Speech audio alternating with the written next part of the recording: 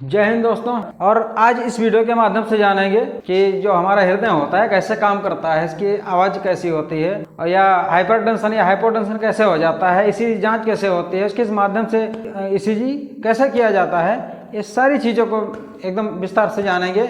इस वीडियो को देखने से पहले अगर आप लोग पहले वाला वीडियो देख लें तो ज़्यादा सही रहेगा, क्योंकि उसमें हमने ब्लड सर्कुलेशन का सारा सिस्टम बताया हुआ है। चलिए अब हृदय के बारे में समझते हैं। मान लो ये हमारा हृदय है, इस तरह से हृदय होता है आदमी का। तो इधर से आते हैं महाशिरा, ये जो है ये महाशिरा आते है इधर से, और फिर ये आते हैं ट्राइकास्पिड। यहाँ पे जो है एक वाल्व होते हैं, ट्राइकास्पिड कहते हैं इसको। फिर यहाँ से हृदय यहाँ पे पंप करता है, इधर से पंप करता है, और फिर चला जाता है पल्मोनरी आर्टरी यानी फुसफुस धमनी। यहाँ पे पल्मोनरी वाल्व लगी रहती है। ये जो यहाँ पे पल्मोनरी यानी ब्लड जब इधर से आया तो इधर से ये वाल्व बंद हो गया, और फिर जब ऊपर गया तो यहाँ से वाल्व बंद हो गया। कहने का मतलब ये है ब्लड जब साथ में काम करता है, इधर से जितना आता है और उधर उतना निकल जाता है, तो ये बराबर दोनों साथ में वाल्व काम करते हैं। यानी इधर से आया तो ये बंद हो गया, यानी फिर दोबारा उधर लौट न पाए। और फिर इधर जो फुसफुस धमनी को भेजा गया, फिर इसको जो भेज दिया गया ऊपर, तो फिर ये वापस ना आ चुके, इसलिए यहाँ पे पल्मोनरी वाल्व होते हैं और यहाँ पे ट्राइकास्पिड वाल्व होते हैं। फिर इधर जब ये फेफड़े से वापस आया तो ये फुसफुस सिरा होते हैं। यहाँ जो ये वाली हैं ये फुसफुस सिरा है। फुसफुस सिरा के माध्यम से यहाँ पे आया तो यहाँ पे वाल्व जो है डाइकास्पिड वाल्व है, इस वाल्व को डाइकास्पिड कहते हैं। और फिर जब इधर से आ गया ब्लड एक बार अंदर आ गया तो फिर इसको जो है हृदय पंप कर दिया, और फिर ये इधर से निकल गया महाधमनी, महाधमनी से निकल के फिर चला गया पूरे शरीर में। तो इस तरह से पहले ब्लड आता महाशिरा से है, महाशिरा से आता है, और फिर फुसफुस धमनी के माध्यम से फेफड़ों को दिया जाता है। फुसफुस इसलिए कहा जाता है कि फेफड़ा जो है फुसफुस किया करते हैं, इसलिए इसको फुसफुस धमनी कहा गया है। फिर वहां से ऑक्सीजन ग्रहण करके ये फिर फुसफुस सिरा के माध्यम से हृदय को आया, फिर हृदय ने पंप कर दिया इसको, और फिर महाधमनी के माध्यम से पूरा शरीर में गया। अभी हमने इससे पहले बताया था कि कैसे क्या सिस्टम होता है, तो एक बार इसको रिकॉल कर लेते हैं। पहले ब्लड जो आता है महाशिरा के माध्यम से आता है, महाशिरा से हृदय में से जब हृदय ने पंप कर दिया, उस पर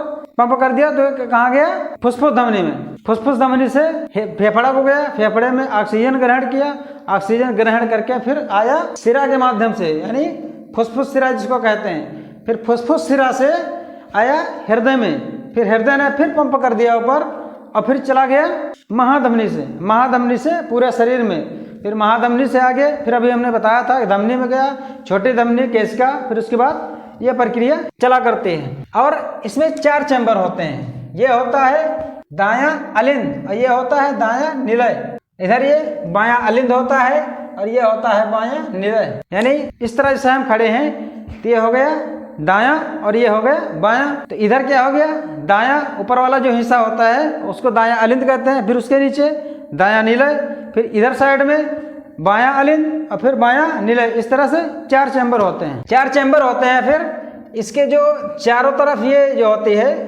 एक प्रकार थैली होती है द्रव की, जिसको पेरिकार्डियन द्रव्य कहा जाता है।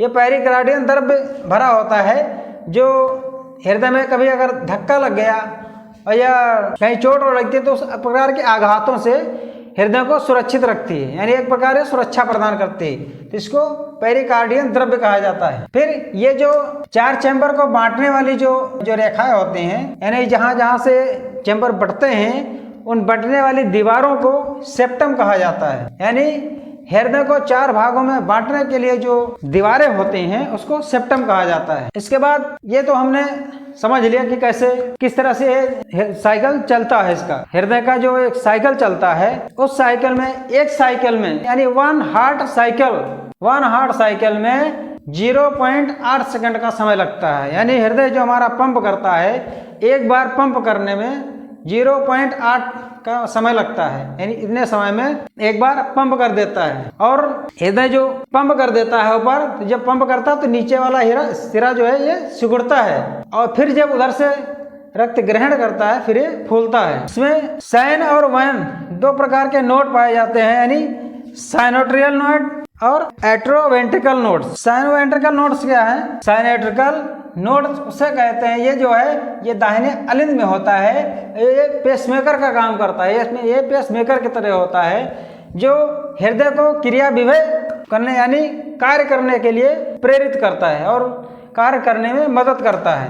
ये जो है 1 मिनट में कम से कम 70 से 75 बार क्रिया विभव उत्पन्न करता है। इसी प्रकार ये कम से कम औसतन हृदय बीट जो होती है यानी हृदय की गति जो होती है औसतन ये 72 मिनट पर सेकंड होती है। और साइन जो है ये हृदय की कार्य करने की लय को बराबर बनाए रखता है, एक प्रकार ये बराबर संकुचन किया करता है। और औसतन जो है हृदय संकुचन 72 बार प्रति मिनट होती है, यानी 1 मिनट में कम से कम 72 बार धड़कता है। ये औसतन यानी नॉर्मल मनुष्य की हृदय गति होती है। और फिर वैन जो होता है यानी एट्रोवेंट्रिकल एबीएन जो होता है ये बाएं अलिंद में होता है और इस प्रकार जैसे इधर कार्य करने के लिए प्रेरित करता है वैसे इस तरफ कार्य करने के लिए प्रेरित करता है और ये बराबर इस तरह इसका कार्य किया करता है। एक हृदय चक्र जो है 0.8 सेकंड में होता है और ये 2 पार्ट में होता है यानी सिस्टोल और डायस्टोल। सिस्टोल वो होता है जो जब हृदय संकुचित होता है यानी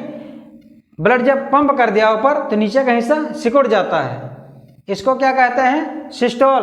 और फिर जब उस विराम अवस्था में होता है, हृदय जब पंप करके एक बार ब्लड ऊपर फेंक दिया तो उस समय विराम अवस्था में हो जाता है, उस समय को डायस्टोल कहते हैं। डायस्टोल जो होता है इसमें नीले फैलते हैं, डायस्टोल में ये विराम अवस्था में होता है तो उसमें नीले फैलते हैं यानी ऊपर वाला भाग जो फैलता है, नीचे से ये पंप कर दिया तो ऊपर वाला भाग फैलता है और इस पर जो सिस्टोल होता है इसमें सिकुड़ता है, ये निचला भाग जो है इसका सिकुड़ता है। और इस गति को यानी जो एक बार में हृदय पंप करता है उसको स्ट्रोक कहते हैं, यानी एक बार में कितने रक्त जो है निकाला गया बाहर तो इसको आयन स्ट्रोक कहते हैं। यानी 70 एक बार जो हमारा हृदय पंप करता है लगभग 70 रक्त प्रवाहित करता है। और इसको जो ये धड़कन होती है इसको सुनने के लिए स्टेथोस्कोप का प्रयोग किया जाता है। तो अगर आप जब कान में लगाएंगे कान में तो उसमें आपको स्पष्ट सुनाई देता है। और हम अभी लाए नहीं तो दिखा देते उसको, क्योंकि हमारे आसपास तो यहाँ पे था नहीं तो स्टेथोस्कोप पे आपको दिखा देते। जो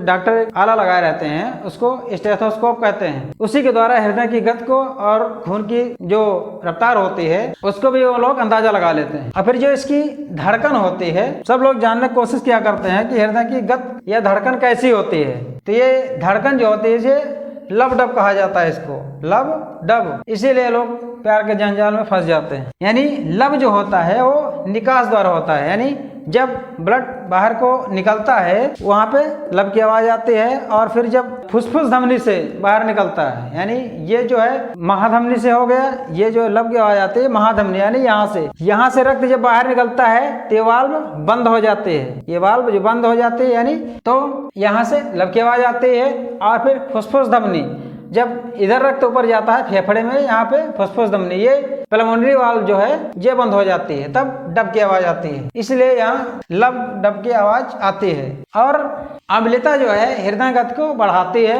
अम्लता जो होती है वो हृदय गति को बढ़ाती है।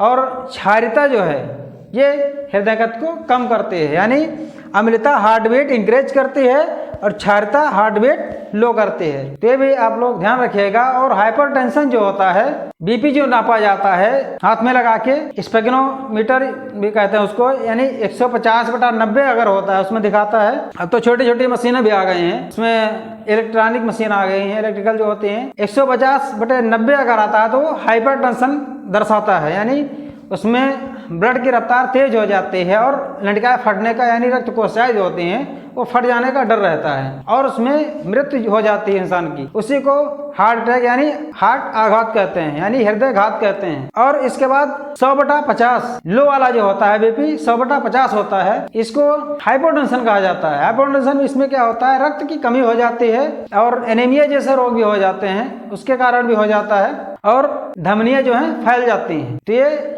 लो बीपी में होता है। तो आज की क्लास दोस्तों यही तक। अगर आपको क्लास अच्छी लगी जैसी भी लगी कम से कम एक कमेंट करके जरूर बताइएगा।